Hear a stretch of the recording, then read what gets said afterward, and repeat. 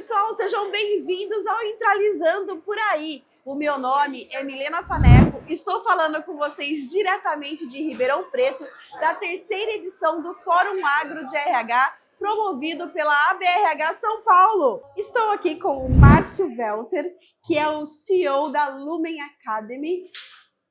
Muito prazer ter você aqui, que honra nossa te receber. Prazer é todo meu estar aqui nesse evento, né, falando sobre gestão de pessoas, sobre desenvolvimento. Exatamente. E puxando um gancho para gestão de pessoas e RH, a gente vai falar sobre mindset. Pode ser? Vamos nessa? Vamos lá. Eu estive no seu espaço aqui no evento e você me falou sobre mindset, como que a Lumen ela olha para este tema, né? Então eu tenho algumas perguntas para você aqui, né? Eu gostaria que você explicasse como que a Lumen explica o mindset, né? Então, primeiro, quando você pensa em mindset organizacional, qual é o ponto onde as empresas ainda confundem o que é crença e o que é comportamento? E o que você observa na prática que separa discurso de mudança e mudança real? Antes disso, eu queria que você explicasse para as pessoas, então, o que é mindset?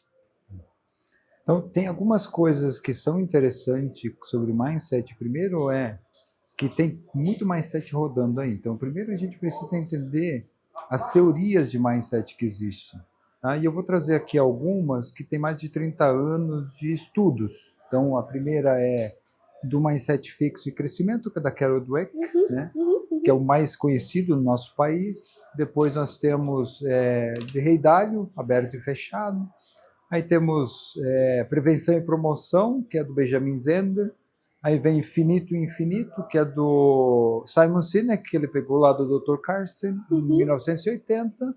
E temos o Dentro e Fora da Caixa, que é do The Harbinger Institute. E tem o último, que é o mais antigo de todos, que é de Platão, que é o mito da caverna, que vem do livro A República de Platão, né? Tá? Que é a sombra e a luz. Tá? Então, no final, como a gente tem tanto mindset, nós da Lumen Academy, o que nós fizemos? Nós resumimos tudo isso em dois tipos, que é mindset on e mindset off, para ficar mais claro. Tá? Mindset on é quando eu sou luz na vida das pessoas, e mindset off é quando eu desligo o disjuntor lá, mas muitas vezes eu acho que eu estou fazendo bem para o outro. Tá? Então, sua pergunta, o que é mindset? Mindset é um estado de mente. Isso é mindset, é um estado mental, que ele pode ser ressignificado. Tá? Então, quando a gente pega o que é mindset, é esse estado mental, é um estado de mente. Que hoje eu estou assim, amanhã eu posso moldá-lo. Tá? Aí vem uma outra pergunta sua em relação à cultura. Exato. E o que como que como que a gente separa o que é crença do que é comportamento? Porque as pessoas ainda confundem muito, né, mindset. Crença, mindset, comportamento. Sim. E eu vou usar a questão do iceberg. Quase todo mundo conhece, né? Então, o iceberg tem aquela parte mais profunda e tem aquela partezinha que aparece ali, que normalmente são os comportamentos e o resultado. E lá embaixo tem os valores, tem as crenças, os mindsets, toda aquela coisa, né? Eu não gosto muito dessa figura. Por quê? Né, dentro dessa figura do iceberg, o iceberg ele derrete, né? Como muitas das nossas culturas, elas acabam derretendo, porque a gente não sabe o que a gente quer. Tá? Então, nós criamos dentro da Lumen Academy a questão do farol. E o que é o farol? Né? O farol ele precisa de uma rocha sólida para ser construído. Que também é o nosso mindset, ele está ali. Só que aí vem uma questão, qual é a diferença entre todos esses níveis aqui? Porque tem níveis. Então, para a gente, experiências geram crenças. Então, uma experiência gera uma crença, e uma crença, depois de ela ser vivida diversas vezes, ela vira um mindset. Que aí vem o comportamento. O comportamento é uma reverberação do que? Do meu mindset, que veio da minha crença, que veio daquela experiência, que traz o resultado. Então, eu não consigo mudar o comportamento e sustentar essa mudança se eu não mudar o meu mindset. É correto isso? Isso. Que é moldado pela minha Que é experiência. moldado pela experiência. Você quer um exemplo? Por favor. Eu tenho um filho de 7 anos. Ele se chama Arthur. Eu chego para ele e falo assim, ó, você não pode fazer isso. Qual a experiência que eu estou gerando para ele? Você, ó, não faz que Não você vai faça. se dar mal. Não faça. Qual é a crença? Manda quem pode, Obedece quem tem juízo. Qual o mindset? Mindset on ou mindset off? É off. Off, né? Qual o comportamento que reverbera nele? Medo. Medo de punição. Medo de punição. Qual o resultado? Mentira. Aí a gente fala que as crianças mentem. Então elas aprenderam de quem? Da experiência que elas viveram. Só que aí vem uma coisa interessante. Quando eu corrijo o Arthur desse jeito, eu estou on ou off? Quando você corrige ele desse jeito, está off. Na sua percepção, na minha eu estou on. Porque você está olhando para a situação, eu estou vivendo ela. Eu estou off, mas eu não acredito que eu estou off. Que interessante, né? E qual seria qual seria a forma correta de você falar para o Arthur que não pode? Boa! Isso é psicologia positiva? Tem parte dela, claro, tá tudo certo, é isso aí mesmo. Não, a primeira coisa seria entender por que ele está fazendo aquilo. Você olha, Arthur, isso não dá para fazer, é melhor fazer desse jeito, tá? Só que aí vem a questão que eu já tenho diversas experiências que vieram para dizer que ele está fazendo aquilo errado. Então, o certo seria eu conversar com ele e, se ele não moldar aquele jeito de fazer, eu ter uma conversa mais direta, que é o que acontece, que não acontece muitas vezes nas culturas. A gente não tem as conversas difíceis. Exatamente, eu ia chegar nesse ponto, né? Por que é tão difícil avançar com esse tema dentro das organizações? Seria porque nós ainda não temos, não sei se é correto falar isso, mas o mindset para termos conversas difíceis de uma maneira natural, orgânica, porque a gente não aprendeu a fazer isso e porque a gente quer sempre ser popular, querido, e a gente acredita que ter conversas difíceis nos leva para um outro caminho? O que acontece? Se a gente partir para ali, né, a gente vai olhar para uma outra questão que é tempo. A gente não faz as conversas porque a gente não tem tempo. Tem tempo para ser feliz, a gente não tem tempo para um montão de coisa porque a gente simplesmente está correndo muitas vezes, tá? E isso vem da onde? Da falta de clareza. Então, quando a gente trabalha em relação a comportamentos da liderança ou do gestor, pergunta para ele qual é o seu propósito de vida. Ele vai dizer assim, hã? Não, é engraçado, esses dias mesmo a gente teve uma conversa no podcast muito voltado a isso.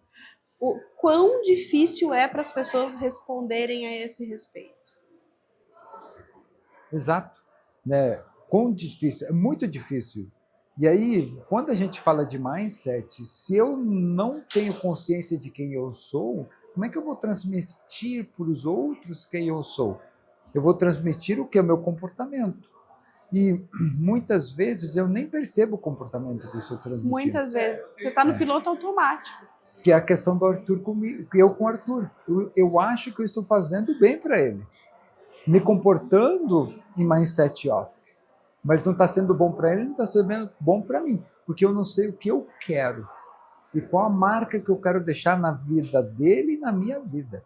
E que momento que a pessoa, o indivíduo, desperta para que isso é off e não é on?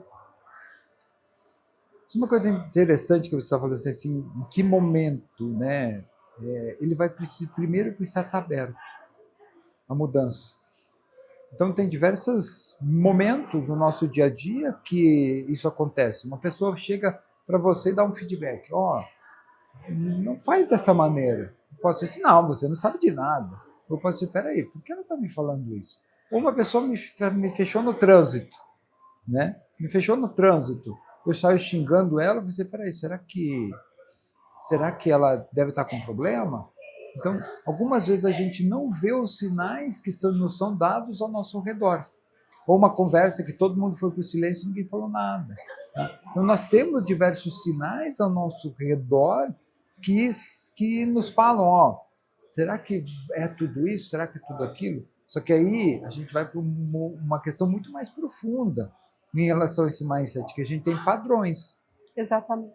Que aí eu fico acima dos outros ou abaixo dos outros. Acima dos outros, eu sou importante ou eu sou superior. Se eu sou importante, eu preciso das coisas. Se eu sou superior, eu nunca erro. E a única vez que eu errei foi quando pensei que tinha errado. Eu mesmo assim consegui reverter a situação. Isso é muito bom. E depois é abaixo, que é eu quero agradar. Uma pessoa só trabalha pra caramba para agradar o outro. E ela deixa de viver a vida dela para viver a vida dos outros. E aí depois tem o eu não consigo, aí não dá. Daí é o que entra num ciclo difícil de sair, né? É, que é síndrome de Gabriela. Síndrome de Gabriela. Eu nasci assim, né? Tá difícil tudo. Tá? E aí, é fácil mudar o mindset? Depende.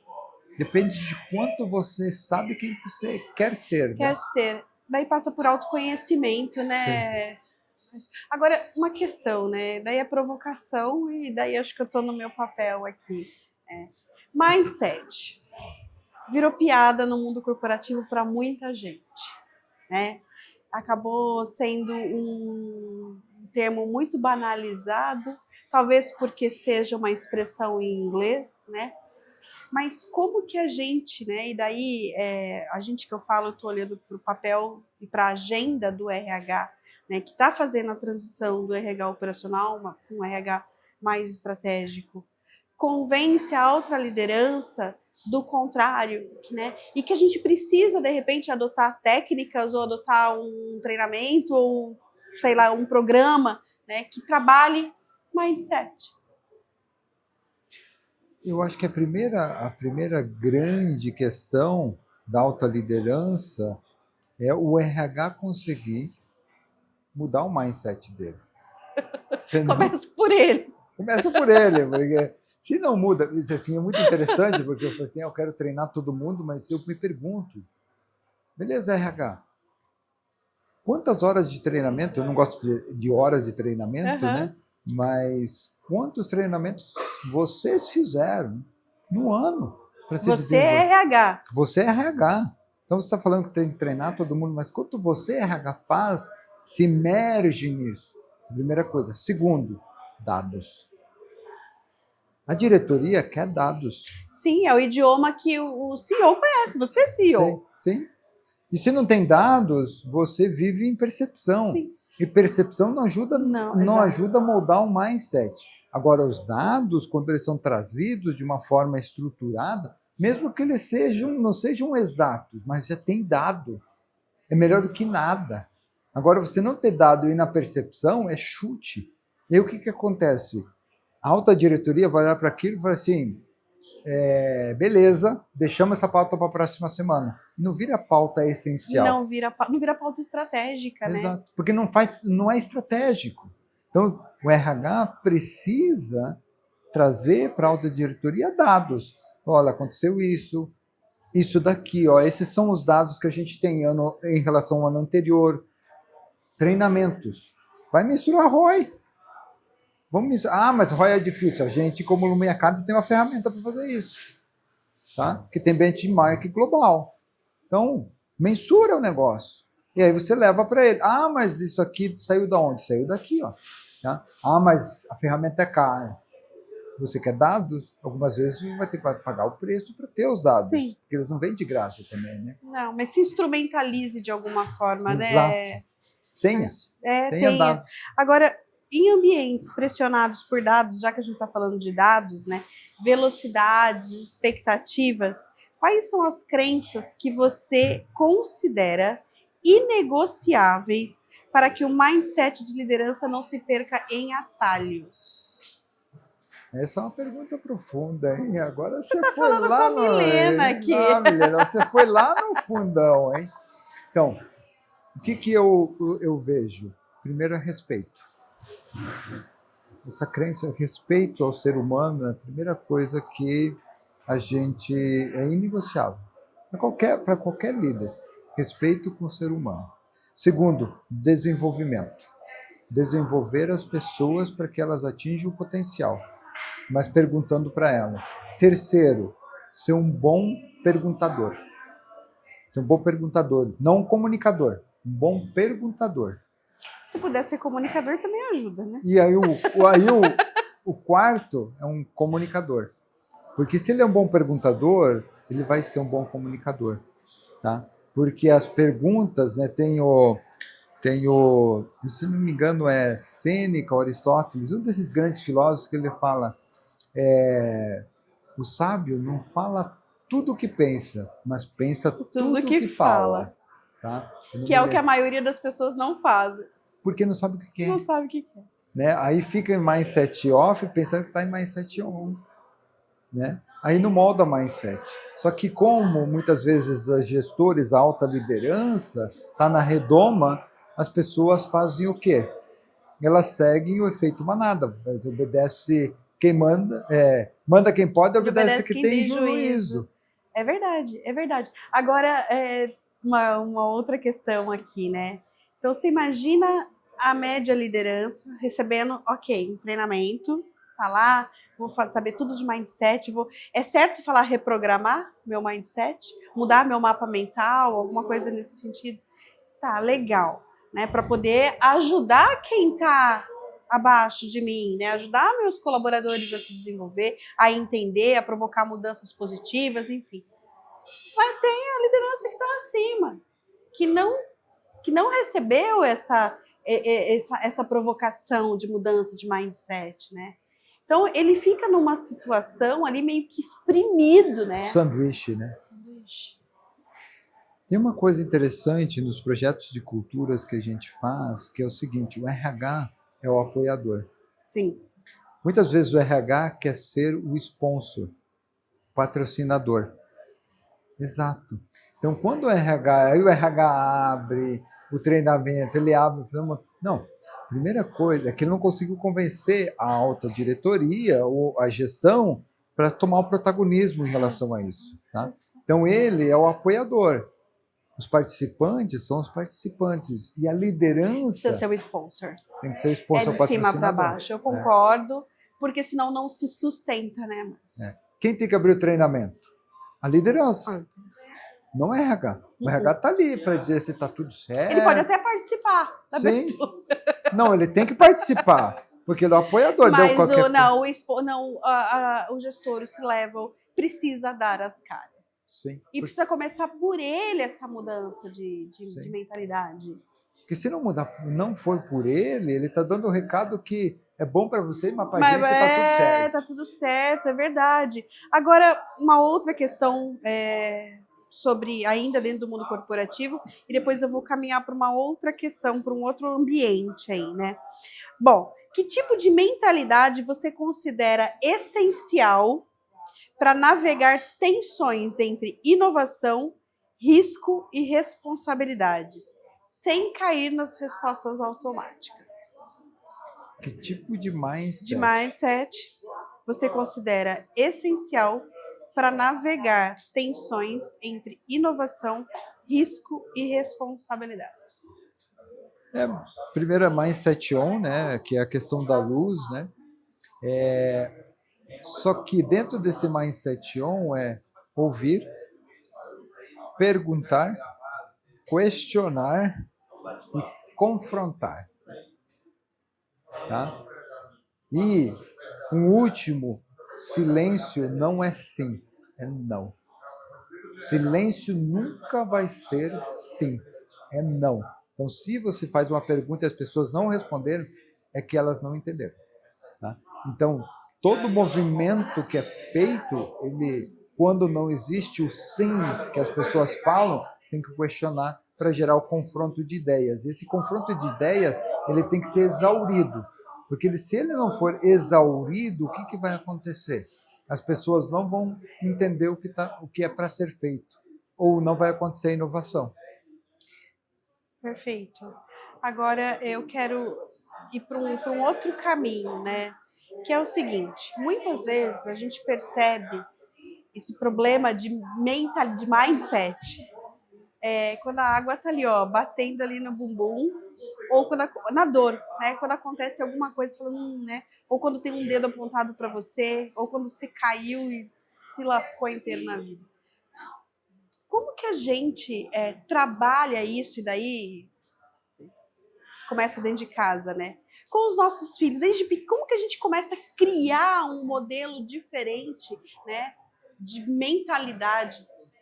Começa com a gente, vai para as pessoas, ou se a gente é pai e mãe, como que a gente educa nossos filhos para já crescer com isso, porque nós não fomos educados para pensar dessa forma, com a chavinha on ali ligado, Sim. né? Na maioria das vezes a gente está sempre com a chave off, e você deu um exemplo muito claro, né? Muito claro. Então, como que a gente muda isso? E eu vou trazer um dos nossos conceitos, quando a gente faz a jornada de mudança de mindset, tem uma ferramenta que chama PIN. PIN. PIN, que é de alfinete em inglês, tá? Sim. E usa a ferramenta PIN para a vida, tá? E PIN significa posição. Então, em mindset off, eu tenho uma posição e o outro tem uma posição. É quando a gente tem os conflitos. No caso do Arthur, eu estou conflitando com ele. Então, se a gente se mantém na posição, eu na minha e ele na dele, a gente tem o conflito agressivo do silêncio. Que ele não gera inovação, não gera nada, colaboração, só gera problema. Não tem ganha-ganha. Não tem ganha-ganha. Então, o PIN, ele serve para quê? Para a gente olhar, perfeito, eu tenho a posição, você tem a outra, vamos baixar. Qual é o próximo? O I. O I é quais são os seus interesses nessa posição. Só que o que acontece a maioria das vezes, menina, é o seguinte: eu não pergunto para o outro, eu quero impor os meus interesses nos seus. Eu preciso perguntar. Senhora, mas por que você quer fazer dessa maneira? Só que aí vem a questão, muitas vezes nós, como líderes, nós não temos o tempo de questionar a pessoa. Então eu não questiono o interesse, falo assim, olha, eu quero que faça desse jeito. Então nós temos o interesse, os meus e os seus, e depois nós temos necessidades. Você tem algumas e eu tenho outras. E necessidades e interesses, muitas vezes, eles são confundidos. São coisas diversas. Tá? Interesse tem uma necessidade tem um interesse, tem uma posição. Sim. E eu preciso que o meu interesse vá ao encontro da sua necessidade. Que aí vem o objetivo comum. E aí eu pergunto, na sua equipe, né? Na equipe do gestor, qual o objetivo comum de vocês estarem juntos como equipe? Resultado da empresa, sei lá. Pode ser. Mas qual é o seu objetivo comum? Para a equipe, isso tem que estar muito claro. E qual é o propósito da sua equipe dentro da estrutura como um todo da sua organização? Porque se não tem isso claro, as pessoas fazem trabalho e trazem resultado. Fazer trabalho e trazer resultado não dá certo. Por quê?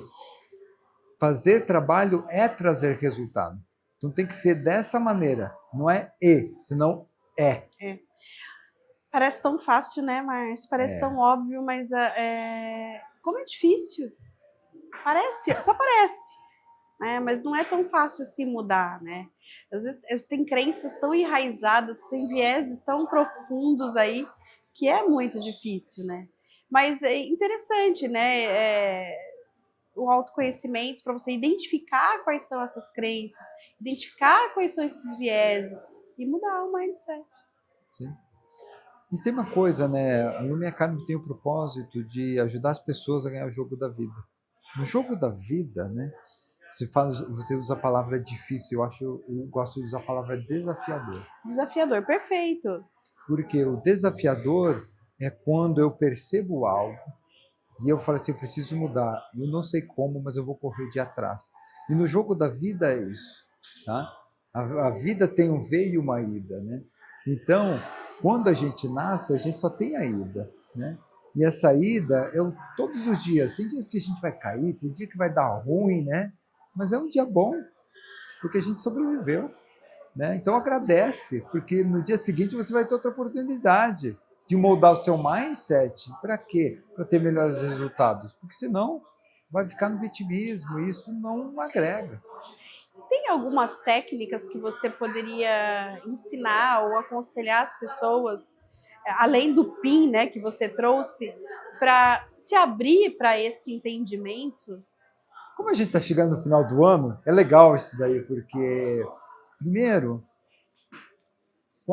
e aí escreve no papel, qual é a marca, qual o seu brasão, né? A gente tem na Intralisa, tem a marca Tem a dela marca aqui, dela. né? Olha só que legal. Tá? No Lumi Academy tem a dela, enfim, E antigamente a gente tinha os brasões Das das famílias, né? famílias. É muito legal, carregava os valores, etc. Né? E hoje isso foi se perdendo. Então, a primeira coisa é, qual é a sua marca? E aí você vai descrever duas coisas. Os atributos dessa sua marca pessoal, tá bom?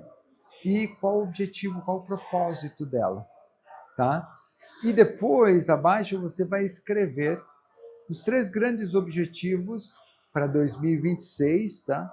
Para você colocar essa marca, entendeu? Para você operacionalizar desde o primeiro dia de janeiro de 2026. Porque sem marca, você não marca ninguém. Quer dizer, você marca muita gente. Você marca, mas de forma negativa muitas vezes. Porque eu não sei qual é o meu mindset, qual é a luz que eu quero, o resultado que eu quero ter desse meu mindset, que vem das minhas experiências, entendeu? Ai, perfeito. Uma dica maravilhosa para fazer em time, dentro das organizações, e para fazer dentro de casa também, né? Sim, dá para fazer individual. Assim, se eu pegar e começar... e uma outra coisa. Se você fizer isso, lê durante 14 dias em voz alta, no começo do dia, ou deixa do lado do espelho isso dali, para você lembrar todo dia, durante 15 dias, 14, 15 dias. Você olha todo, se transforma. Eu vou fazer, hein? Depois eu quero saber o resultado, viu? Eu vou fazer. Bom, então, pergunta final antes da sua mensagem. Eu fui uma boa perguntadora? Fui ótimo. Então, eu sou uma boa comunicóloga. É isso aí, ó. Muito bom, muito bom. Sua mensagem final. Minha mensagem final é... Dentro de tudo que a gente trabalha, a gente está no final do ano, o resultado que a gente precisa ter desse mindset on é ser luz, tá? Só que alguns dias a gente não vai estar bem, tá? Então, e a gente vai escorregar de vez em quando, vai desligar a luz, vai desligar o disjuntor lá, e está tudo bem. É uma oportunidade da gente fazer diferente. Então, não vê como um problema, vê como uma oportunidade de você fazer diferente. Por quê? Experiências geram crenças, crenças geram o mindset que gera o comportamento que traz o resultado que é on ou off, tá?